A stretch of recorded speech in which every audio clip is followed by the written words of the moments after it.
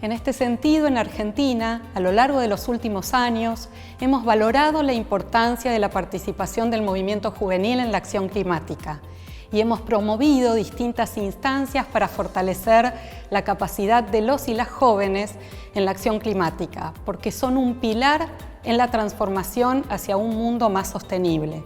Queremos compartir con ustedes lo que venimos trabajando desde Promesa Climática, contado por sus mismos protagonistas. Adelante, Mary. Gracias, Maru. Los y las jóvenes somos llamados a comprometernos con la acción climática. En la década de la acción climática necesitamos capacitarnos y compartir conocimientos para ser una voz protagonista en la toma de las decisiones que van a formar una nueva manera de vivir. ¿Pero dónde se toman esas decisiones? En las conferencias de las partes, llamadas COP, que es el órgano supremo. Por ejemplo, la COP de la Convención de Diversidad Biológica. Reuniones internacionales, donde los líderes del mundo llegan a compromisos como la Convención Marco de las Naciones Unidas sobre el Cambio Climático o el Acuerdo de París. Claro, conferencias en donde cada país asume compromisos internacionales. Por ejemplo, uno de los compromisos asumidos por las partes del Acuerdo de París son las contribuciones nacionalmente determinadas, o NDC por sus siglas en inglés, que tienen que actualizarse cada 5 años. Las NDC son el núcleo del Acuerdo de París, porque encarnan los esfuerzos de cada país para reducir sus emisiones nacionales y adaptarse a los impactos del cambio climático. También indican objetivos, políticas y medidas de mitigación, cómo van a construir resiliencia y adaptarse a los efectos del cambio climático, así como también necesidades de financiamiento, tecnología y desarrollo de capacidades para lograr estas acciones. Para lograr estos objetivos, cada país tiene que diseñar e implementar un plan nacional de respuesta al cambio climático. Por eso son tan importantes los mecanismos de gobernanza, para que se puedan articular los compromisos internacionales con las respuestas nacionales y locales y así poder hacer frente a estos desafíos globales como el cambio climático. En uno de los 4 talleres de sensibilización de Promesa Climática, que convocó a 24 oradores y 14 organizaciones y entidades gubernamentales, abordamos justamente este tema. Escuchemos a Mercedes.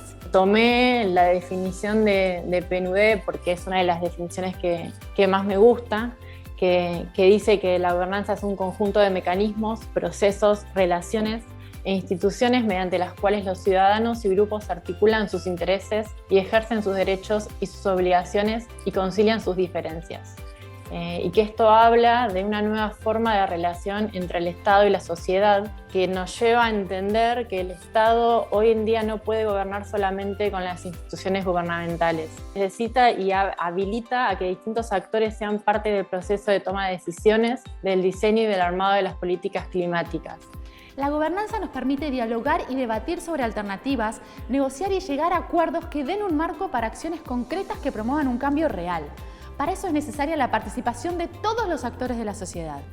Una gobernanza multinivel e inclusiva, en donde todas las voces puedan ser escuchadas y ser parte de la toma de decisiones, y donde las propuestas ciudadanas puedan tener impacto en el diseño de las políticas públicas. La CNDC, la Ley de Presupuestos Mínimos de Adaptación y Mitigación al Cambio Climático, el Gabinete Nacional de Cambio Climático y su mesa ampliada son claros ejemplos de gobernanza climática. A través de estos mecanismos se diseña el Plan Nacional de Adaptación y Mitigación al Cambio Climático. Así es que en el marco del Gabinete Nacional de Cambio Climático se diseñó un Plan Nacional de Mitigación que tiene por objetivo integrar la mitigación al cambio climático en las estrategias de desarrollo del país y en relación con los compromisos asumidos en el marco del Acuerdo de París. Repasemos lo que hablamos en otro de los talleres de sensibilización sobre medidas de mitigación. En 2021, Argentina presentó la segunda NDC en la que se comprometió como objetivo al 2030 no exceder las 349 megatoneladas de dióxido de carbono equivalente. Esto representa una reducción del 27,7% en comparación con la primera NDC presentada en el 2016. Pero, ¿cómo podemos lograr alcanzar este objetivo? Adoptando medidas de mitigación, que son acciones orientadas a reducir las emisiones de gases de efecto invernadero responsables del cambio climático, así como medidas destinadas a potenciar, mantener, crear y mejorar sumideros de carbono. Son cambios en las actividades cotidianas de las personas y en las actividades económicas para reducir los efectos del cambio climático. Las medidas de mitigación nacional son varias. Como podemos ver, lo importante es no exceder las 349 megatoneladas de dióxido de carbono. Pero bueno, podemos reducir la emisión del gas metano, traer hidrógeno como nuevo vector energético y transformar 30% de la matriz energética en energías renovables. Esto entre muchas otras cosas. ¡Ey! te olvidaste el inventario, Mariano. Tenés razón, Sofi. ¿Y qué es el inventario? El Inventario Nacional de Gases de Efecto Invernadero es una base de información que recolecta en detalle de todas las fuentes de emisión de gases categorizadas. Es decir, nos sirve para identificar qué actividades generan mayor contaminación. Por ejemplo, la industria energética comprende un 53% del total de los gases. Si nos metemos en ella, vemos que hay más de 100 factores analizados.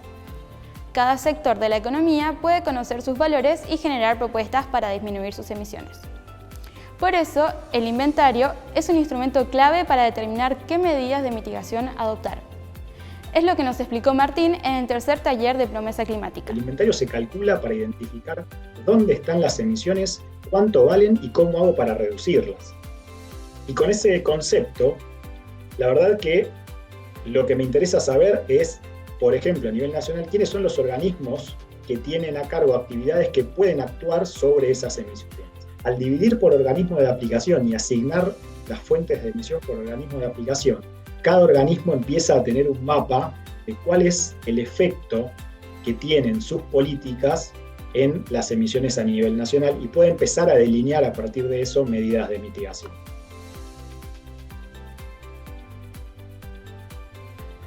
Sí, es verdad.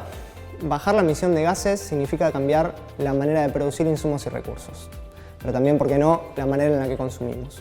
Alimentos, traslados, ropa, solo por mencionar algunos. Ahora bien, para eso hace falta negociar y llegar a acuerdos. Escuchemos lo que decía Pablo en el taller de herramientas de negociaciones climáticas. Ustedes particularmente comparten un activo que tienen que manejar en conjunto, que tiene que ver con el futuro. ¿Qué hacen de él? Dependerá mucho de su capacidad para acordar generacionalmente cómo hacer para enfrentar esta escena, digamos, y ser parte de la solución y no del problema. Y para ser parte de la solución y no del problema hay que facilitar la transición, el cambio. Y para eso hay que ser maestros de la negociación. Entendemos que esto puede sonar revolucionario. Se trata en definitiva de un cambio de paradigma de dimensiones planetarias. Por eso necesitamos formarnos y facilitar el acceso a la información para poder tomar decisiones en vistas a lograr una transición que sea justa, pero también inclusiva. Capacitarnos en ese sentido es fundamental para actuar preventivamente frente a los nuevos riesgos y peligros propios del cambio climático. Para ello, es esencial adoptar medidas de adaptación y poder desarrollar en las comunidades capacidades de resiliencia para hacer frente a los diferentes impactos, como por ejemplo los incendios, las inundaciones, las olas de calor, las sequías y los cambios meteorológicos, que no son solo desastres naturales, sino también consecuencias que impactan sobre todos nosotros, particularmente en las comunidades más vulnerables. Ahora bien, cada territorio tiene sus características y es vulnerable de diferentes maneras. No es lo mismo una inundación en una ciudad metropolitana que en una comunidad rural. Necesitamos poner la mirada especialmente en quienes viven en situaciones de mayor vulnerabilidad, como las personas en situación de pobreza, las que viven en zonas rurales, las mujeres, las comunidades indígenas y poblaciones que tienen un limitado acceso a capacidades como la educación, el uso de tecnologías, condiciones laborales desfavorecidas, falta de participación en la toma de decisiones y acceso a recursos naturales productivos. Está claro, y no podemos ignorarlo, como sugiere el Informe de Desarrollo Humano del año 2020, que en la era del Antropoceno la crisis climática engrandece las brechas de desigualdad y la incertidumbre amenaza la perspectiva de futuro. ¿Qué vamos a hacer al respecto? En la era del Antropoceno, un paso clave para lograr una respuesta sólida es poner a los y las jóvenes en el centro de la acción climática. La participación significativa de las y los jóvenes implica tomarlos como una prioridad real de las políticas climáticas y los procesos de formulación de las mismas, reconociendo sus iniciativas, esfuerzos e impactos, promoviendo y habilitando su participación en la política climática, asegurando el lugar que les corresponde en las estructuras de gobernanza climática en todos los niveles y empoderando y colaborando en la implementación de soluciones que ya están llevando a cabo. Es hora de que la juventud tome un rol protagónico para generar redes y crear un movimiento capaz de transformar nuestra realidad. Queremos que nuestras voces sean escuchadas por los líderes del mundo, en las COPs, en la región de América Latina, en audiencias públicas locales y en distintas instancias de debate donde se generan acuerdos.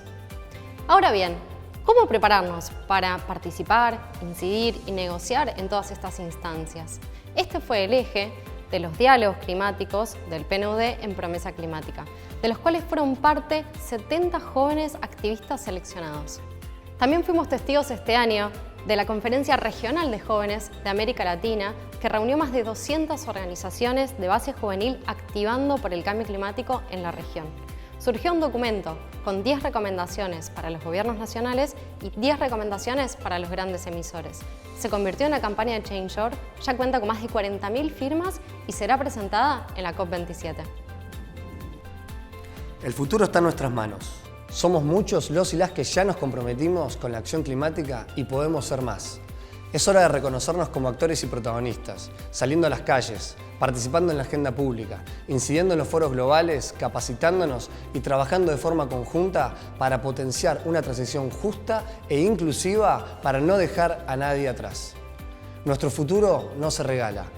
Sumate a la lucha contra el cambio climático.